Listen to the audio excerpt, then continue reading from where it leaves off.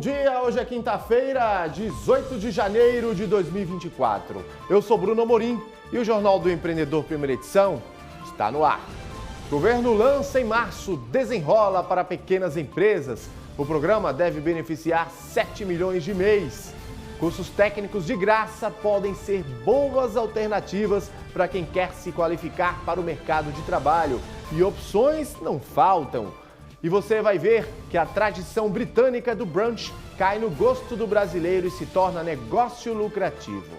Tudo isso e muito mais você confere aqui e agora no Jornal do Empreendedor, primeira edição.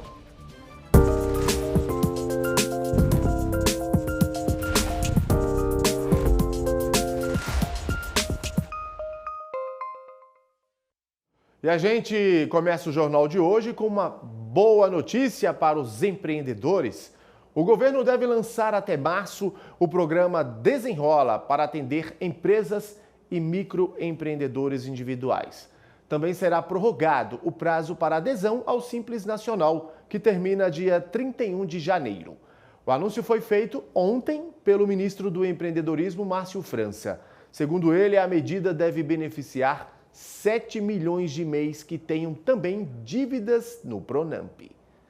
E uma tradição britânica tem se tornado popular entre os brasileiros e um negócio lucrativo para os empreendedores. O café da manhã reforçado.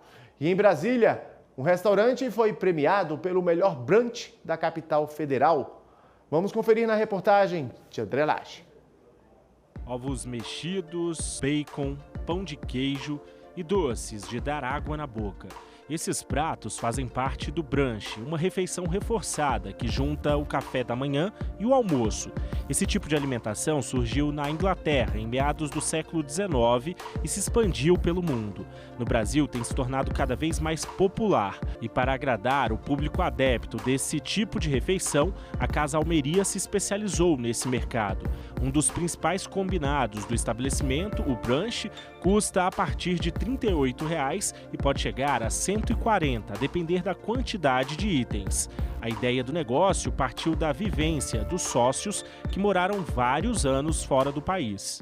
A nossa ideia, a nossa influência foi total de vivências que nós tivemos fora de Brasília, fora do país, né, em alguns lugares que a gente iria e às vezes de viagem, em um ambiente fora, trabalho até, mas de passar um tempo longo, de ter aquele café da manhã mais demorado, de agradável, como se tivesse aquele sentimento de estar em casa mesmo, de sentir-se à vontade, de pedir algo gostoso e completo, né? Então você está fora de casa, você vai comer algo, você quer comer como se estivesse em casa, você vai comer para se alimentar bem, para sentir-se bem e encarar o dia, todos os desafios daquele dia. O estabelecimento ficou tão conhecido na capital federal que no ano passado a casa foi indicada ao concurso Encontro Gastrô de Brasília. Em um universo de mais de 10 empresas, o empreendimento ganhou o prêmio de melhor brunch servido. Esse prêmio foi, de fato, nos mostrar o caminho, a direção e que a gente não pode largar esse ideal, né, de entregar o melhor às pessoas, a qualidade e buscar incessantemente por isso. Além do brunch, o cliente encontra vinhos, cafés especiais e um setor de charcutaria com frios e embutidos. Toda a arquitetura do ambiente é inspirada em construções europeias. Aberto há pouco mais de um ano, o empreendimento começou com 45 funcionários. Devido à alta demanda da loja, os sócios precisaram dobrar o número de colaboradores. Um dos desafios dos empresários tem sido manter a qualidade do atendimento e dos produtos diante do crescimento do negócio. Esse desafio de todo dia, de entregar um produto, de entregar um pão de altíssima qualidade, de entregar um prato de altíssima qualidade, e manter toda a equipe afinada e antenada com tudo isso, de fato, é o principal desafio. O plano para o futuro é expandir ainda mais a marca, com novas lojas. O modelo de franquia também está sendo estudado pelos proprietários. Nosso projeto é de crescimento, nosso projeto é de expandir essa marca, de expandir esse modelo de negócio, né? Estando muito centrado aqui nos nossos processos, estando muito centrado nos nossos pilares de valores, né? De que qualidade faz parte 100% do nosso negócio, a gente não negocia isso. Então a gente tem que, de fato, tornar isso real e partir para essa expansão com segurança de que a gente vai entregar algo que a gente realmente acredita.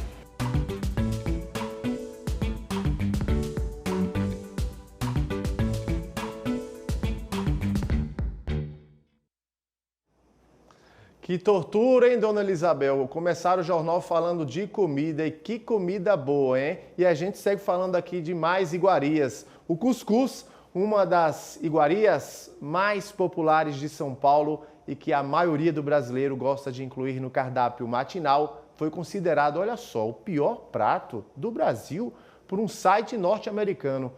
Esses americanos não sabem de nada mesmo, viu? Na tela.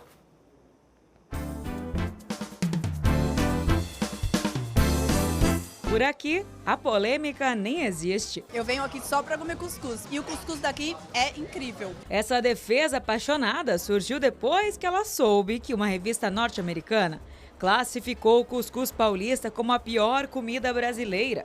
Eles não estão sabendo o que é realmente gostoso. Eles precisam provar o cuscuz de verdade, ou se eles provaram, eles não têm menor gosto para comida. Com origem no norte do continente africano, o prato foi tão adaptado à realidade do nosso país que dá para dizer que é um autêntico representante da culinária brasileira. O cuscuz paulista é patrimônio do estado de São Paulo. A base é a farinha de milho e não podem faltar também os vegetais. Aí tem as versões com opção vegetariana, de porco, de frango, de peixe. Esse aqui, ó, é de camarão. E é uma delícia. Quem preparou pra gente foi o chefe Gustavo, que tem um restaurante em São Paulo que serve a iguaria. Ele valoriza esse ingrediente muito importante que é o milho, né? O milho, ele é o centro da cozinha. Aqui no Lobosó a gente faz a cozinha caipira da Paulistânia, que são basicamente 7 estados no meio do Brasil, que é a cozinha do milho. E também tem essa versatilidade e essa função econômica de trazer mais alimento para a mesa. A receita dele começa com alho para fritar abobrinha, abóbora e cebola. Tudo um pouquinho hidratado com caldo de peixe. Vou colocar mais ou menos essa quantidade. Vou adicionar os camarões. Aqui eu estou usando o 7 barbas, que é aquele menor. E vou colocar aqui um pouco dessa cebolinha picada e a farinha. Aqui o nosso caminho é de usar um pouquinho mais delicado. Eu vou colocando algumas colheres de caldo e vou misturando para sentir como está a hidratação da farinha. Eu vou colocando e vou de leve acomodando a farinha e os vegetais aqui para eles irem tomando um formato. Depois de montadinho, junto com camarão cru e cebolinha na forma, tudo vai para uma panela com água fervida. O truque é cozinhar no vapor e depois desenformar e aproveitar esse prato cheio de história.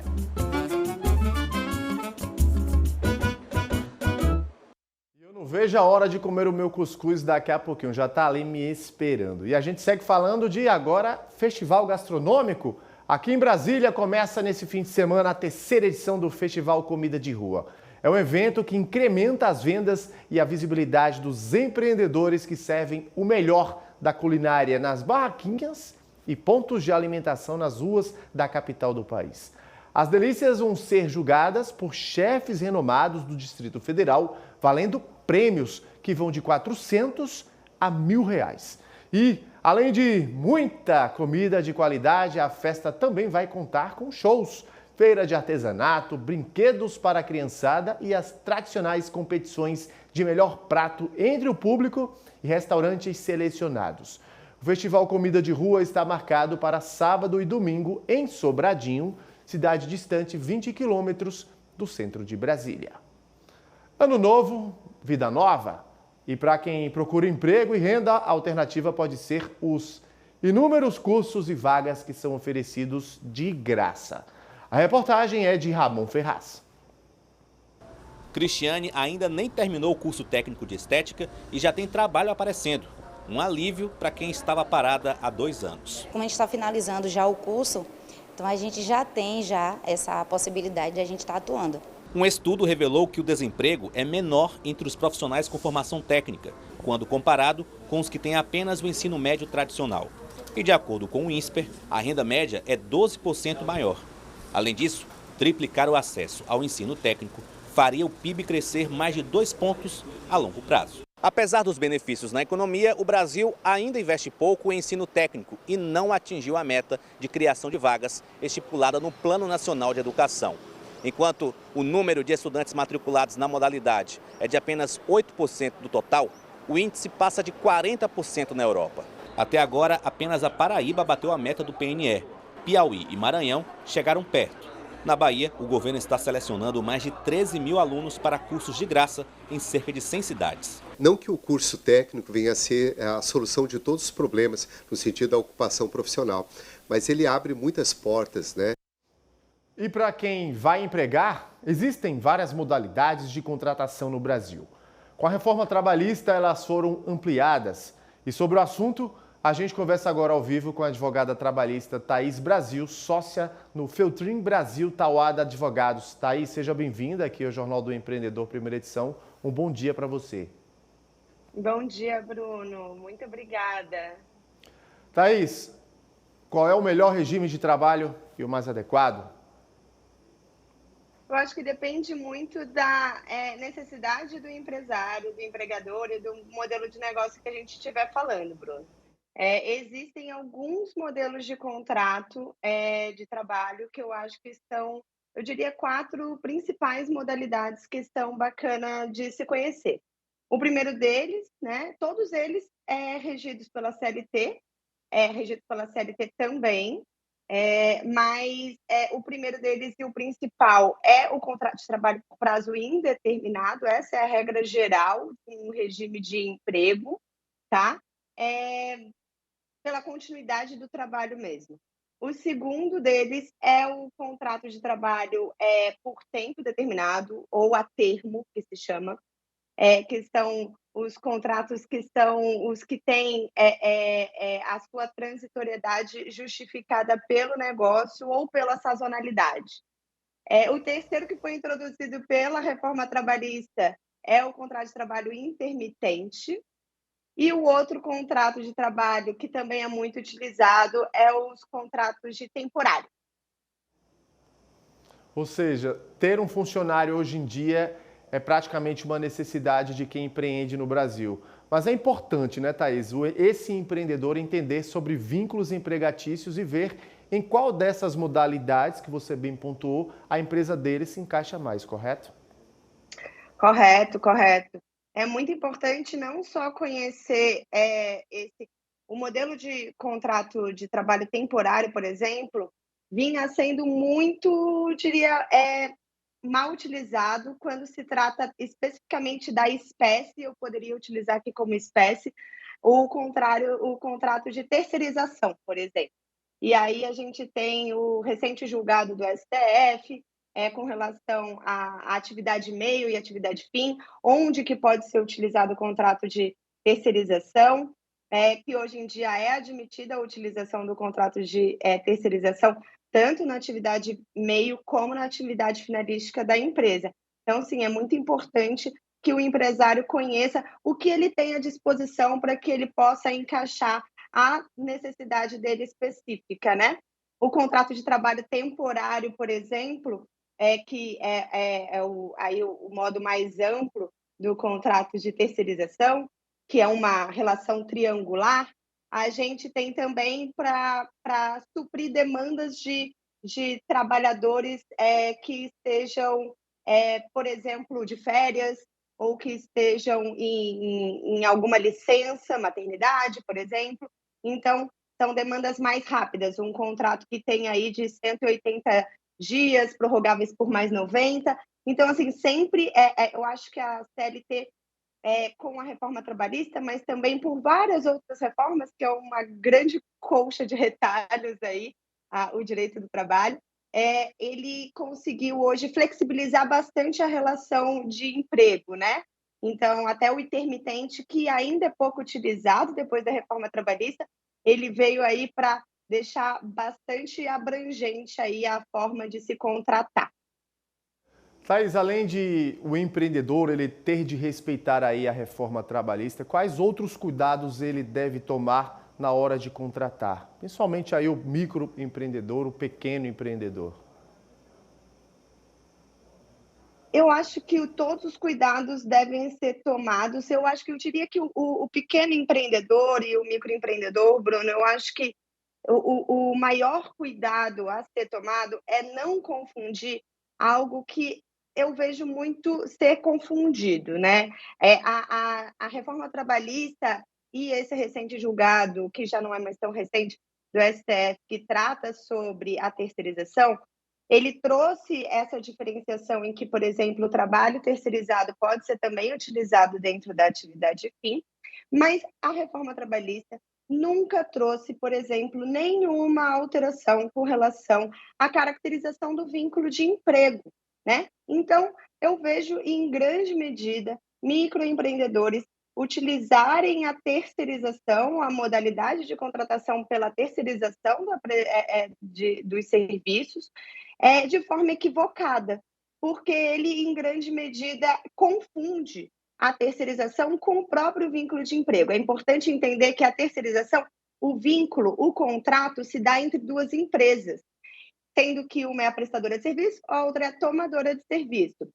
A empresa prestadora de serviço coloca à disposição da empresa tomadora de serviço um de seus empregados, né, para suprir uma demanda específica, algo especializado dentro da empresa.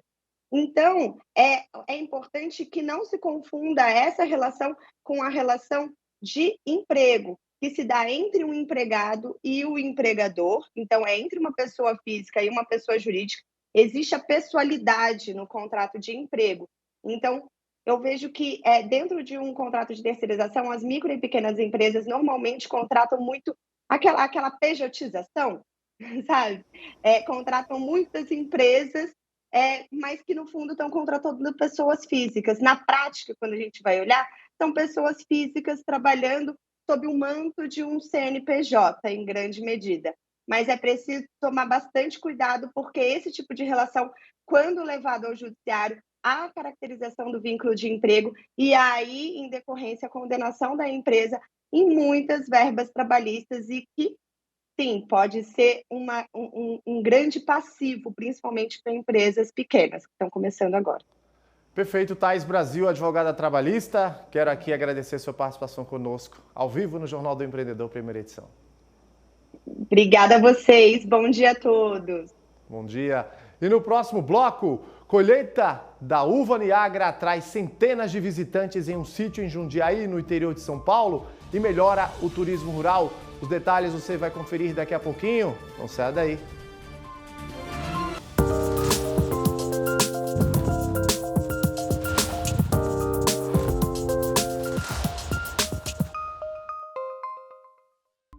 Estamos de volta com o Jornal do Empreendedor, primeira edição, ao vivo e para todo o Brasil. E agora vamos falar de uma pesquisa que aponta melhora no setor de serviços após 3 meses de queda.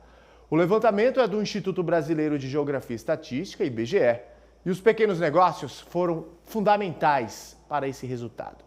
Esse é o tema da nossa conversa, agora ao vivo com César Rissetti, diretor de operações do Sebrae Paraná. Rissetti, mais uma vez, seja bem-vindo aqui ao Jornal do Empreendedor, primeira edição. Muito bom dia para você. Bom dia, Bruno. Então, estamos iniciando aí o ano de 2024 com boas notícias, né, do ponto de vista da economia como um todo. E, como sempre, né, Rissetti, as micro e pequenas empresas tiveram um papel essencial em todo esse processo, né? A pesquisa, ela aponta, né, 2 principais motivos que fazem com que a gente perceba a importância dos pequenos negócios no movimento da economia brasileira. De um lado, você tem várias atividades, como as atividades de serviço prestado à família, serviços administrativos, que são prestados por micro e pequenas empresas. Então, você tem dessas atividades que cresceram na pesquisa mensal de serviços, muito dessas atividades são preponderantemente ofertados esses produtos por micro e pequena empresa. Então, quando você fala, né, quando a gente analisa o crescimento da nossa economia pelo chamado lado da oferta de quem produz, a gente percebe que as atividades que estão mais puxando os serviços no Brasil têm sido aqueles que, por característica, é muito concentrado na oferta de serviço de micro e pequenas empresas. É só serviço prestado à família, grande parte são MEIs, micro e pequenas empresas que prestam serviço às famílias brasileiras.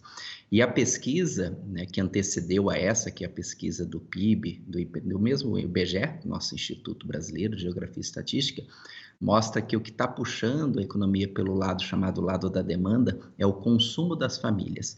E muito do consumo das famílias advém da renda, e renda fruto de salário e outros rendimentos que as pessoas têm.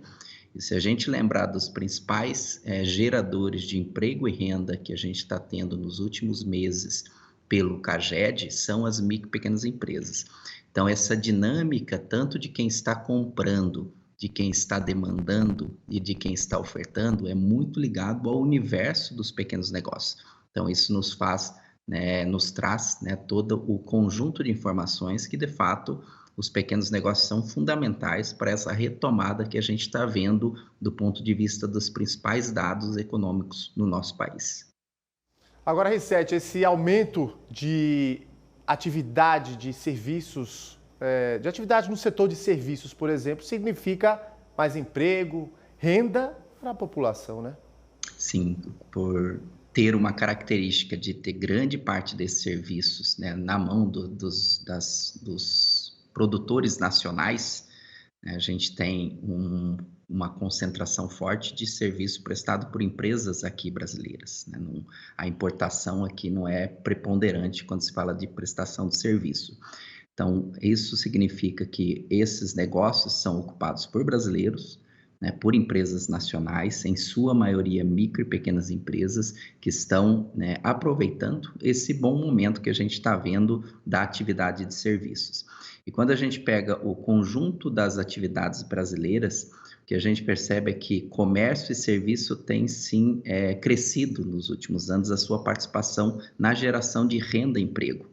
E dados recentes também da mesma pesquisa, olhando o comércio, apontou também que o segmento de comércio cresceu no final do ano passado, em função seja da Black Friday, que ocorreu no mês de novembro, e das festividades do movimento de final de ano. Então, esse serviço, esse comércio ocupado por grande parte de micro e pequena empresa tem conseguido gerar emprego e renda, o que garante aquele número de que mais de 80% da renda do emprego tem sido gerado pelos pequenos negócios. Então, de fato, essa dinâmica de comércio, essa dinâmica do serviço apontado pela pesquisa mensal do serviço, contribui para que a gente tenha um país que gera emprego, gera renda, isso alimenta o consumo, que por sua vez faz com que mais empresas consigam vender e ter a condição de empregar mais gente. Então, há um impacto muito positivo em emprego e renda a partir dessa dinâmica do segmento de serviço. E a outra pesquisa recente também mostrou uma dinâmica no segmento de comércio. Então, isso tudo tem sido apontado como fator fundamental para emprego e renda no nosso país. É verdade, R7. Resultados esses que são fundamentais para esses empreendedores se planejarem, na verdade, sua gestão para 2024, já que estamos aí no início do ano. César R7, diretor de operações do Sebrae Paraná, mais uma vez conosco. Quero aqui agradecer sua participação ao vivo neste Jornal do Empreendedor, primeira edição. Eu que agradeço e tenhamos aí um ótimo ano 2024, percebam as informações, os dados e se planejem, se programem, pequenos negócios, oportunidades está aí. Vamos aproveitar o nosso ano de 2024. A TOTVS, maior empresa de tecnologia do Brasil, está com inscrições abertas para a terceira edição do Prêmio TOTVS Brasil, que faz 2024. A premiação visa valorizar os projetos que, a partir do uso das soluções de gestão, impactaram positivamente os resultados dos negócios. As empresas participantes podem concorrer em 13 categorias de segmentos como agro, construção, educacional, food service, hotelaria e varejo. A novidade para este ano é a categoria Especial Inovação, Lei do Bem, criada para reconhecer clientes que investem em atividades de pesquisa, desenvolvimento e inovação tecnológica por meio do incentivo fiscal da Lei do Bem. Para participar, as empresas deverão inscrever o projeto no site do Prêmio TOTVS Brasil, que vai até março. O endereço é esse que está aí na sua tela, Prêmio TOTVS Brasil, que faz tudo junto, ou seja, totvs.com. Hora de falar de turismo rural. A colheita da uva na Niagara atrai centenas de visitantes em um sítio lá em Jundiaí, no interior de São Paulo. Vamos conferir na reportagem da Renata Afonso. Esta é a primeira colheita da uva Niagara depois que Jundiaí conquistou a indicação geográfica. O produtor tem 900 pés e espera colher 5.000 quilos. Ajudou que a temperatura mudou um pouco, já começou a chover melhor, né? Que nós tivemos problema de seca, no mês de dezembro, muita seca. E teve até um probleminha que andou dando na uva. Mas agora, graças a Deus, já estamos controlando bem. Era um fungo? Era um fungo, é. Prejudicou um pouco lá no começo. Lá em dezembro ela prejudicou um pouco, mas agora está estabilizado, está normal. A indicação geográfica foi conquistada em maio de 2023, mas o selo será trabalhado na próxima safra, que tem início em dezembro. A indicação geográfica reforça que o produto é de determinado município, agregando valor. A Associação de Produtores decidiu pela pronúncia Niagara para diferenciar das outras regiões. A uva Niagara rosada, ela tem um diferencial das demais uvas, né? Ela tem um perfume, ela tem um sabor, ela tem uma qualidade diferenciada. Até o visual dela é mais bonito. Então, acredito que vai agregar muito valor aos produtores. O produtor vende a uva para atacadistas e também direto para o consumidor. O sítio costuma realizar o turismo rural e chega a receber 200 pessoas por fim de semana. E todo mundo leva pelo menos uma caixa de uva para casa. Por fim de semana eu vendo na faixa de 30, 40 caixas mais ou menos. Agrega mais ou menos de 30%, 25% a 30% a mais. Na propriedade, os visitantes chegam animados, pegam a cesta e já vão colhendo a uva. Chega gente chorar aqui na lavoura de ver como é bonito, como é gostoso. As crianças adoram vir aqui colher o cachinho de uva, eles ficam encantados. Muitos turistas têm sido atraídos pela Festa da Uva de Jundiaí, que recebe milhares de pessoas por fim de semana. Além de comprar fruta fresca, o turista pode participar da Pisa da Uva.